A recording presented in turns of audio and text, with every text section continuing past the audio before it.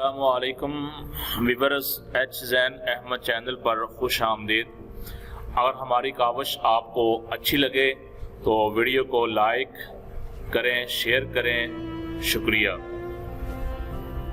سلجوقی سلطنت میں مجاہدین کا ایک گوریلا دستہ تھا جو غازی اخوان کے نام سے مشہور تھا۔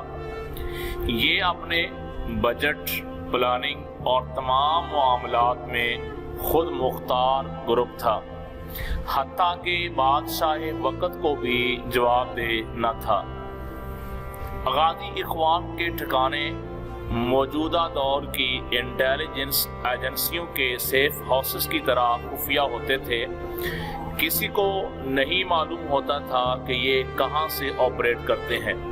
غازی اخوان کا مشن کمزور اور ضعیف مسلمان کی مدد اور دفاع کرنا تھا۔ سلجوقی عہد میں غازی اخوان کے کارنامے زبان زد عام و خاص تھے۔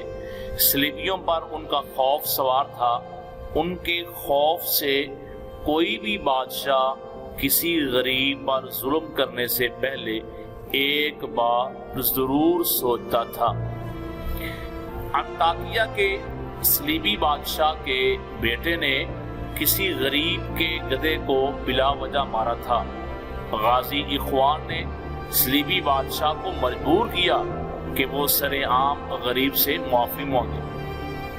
ایک دفعہ غازی اخوان بازنطینی حکومت کی قید سے بدلے میں ان کے قیدی دے کر کچھ مسلمان قیدی چھڑا لائے۔ ان مسلمان قیدیوں میں ایک مسلمان عورت بھی تھی جس کے ساتھ ایک صلیبی فوجی نے رہائی کے وقت بدتمیزی کر لی تھی۔ اس مسلمان خاتون نے غازی اخوان کو شکایت کی۔ چند دن بعد غازی اخوان نے بازنطینیوں کے کئی نامور افراد کو قیدی بنا لیا۔ جب بازنطینی حکومت نے قیدیوں کی رہائی کے لیے مطالبہ کیا تو غازی اخوان نے ایک انوکھی شرط رکھ دی۔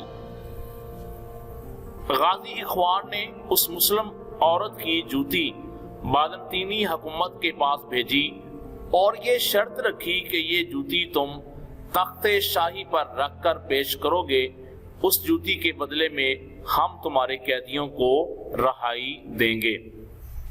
چونکہ قیدیوں میں بازنطینی بادشاہ کے مقربین اور اہم شخصیات بھی شامل تھیں، لہذا کچھ پس و پیش کے بعد وہ تیار ہو گئے۔ اس طرح ایک مسلمان عورت کی جوتی کے بدلے صلیبی قیدیوں کو رہا کیا گیا۔ مورخ نے جو دیکھا وہ لکھا۔ غازی اخوان میں شمولیت کے لیے حفظ قرآن مجید کی شرط تھی۔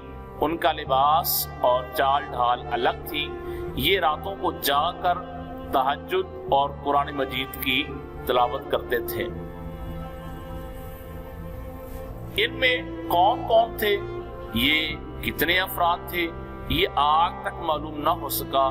یہ لوگ عزت سے جیے، مسلم عزتوں کو بچاتے ہوئے جیے اور گمنامی رہے۔ اللہ ان پر راضی، اللہ ان کی دنیا اور آخرت بہتر فرمائے۔